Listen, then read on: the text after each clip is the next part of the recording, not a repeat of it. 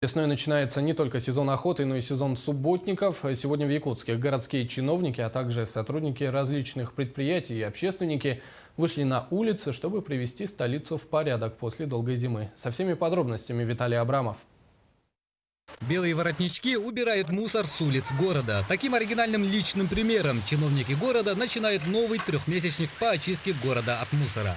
Сегодня по всей территории городского округа можно было наблюдать бухгалтеров, начальников разных уровней и просто офисных работников за непривычной для них работой.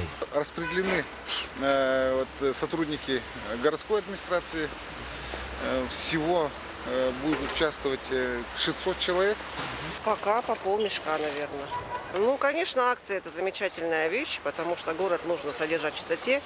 Но чтобы он у нас был чистым, надо, чтобы все-таки люди были сознательными. Только за первые часы грандиозной уборки в одном промышленном округе было собрано более 100 мешков мусора.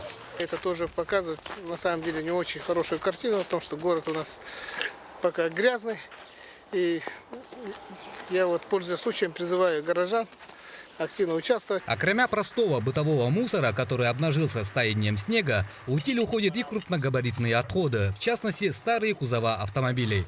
Чиновники придумали акцию с броском вызова для остальных белых воротничков, чтобы они тоже приняли участие в облагораживании столицы. Бросаю вызов своим коллегам. Это исполняющий обязанности министра ЖКХ Республики Саха-Якутия Левину Гаврилу Прокопьевичу, генеральному директору открытого акционерного общества «Водоканал» Жескову Николаю Васильевичу и председателю комитета городской думы по ЖКХ энергетике, депутату городского округа Черных Сергей Викторович. Также к акции «Кузов-вызов» примкнули и представители эстрады Якутии. Это Сахая, Легентей и Олимпия.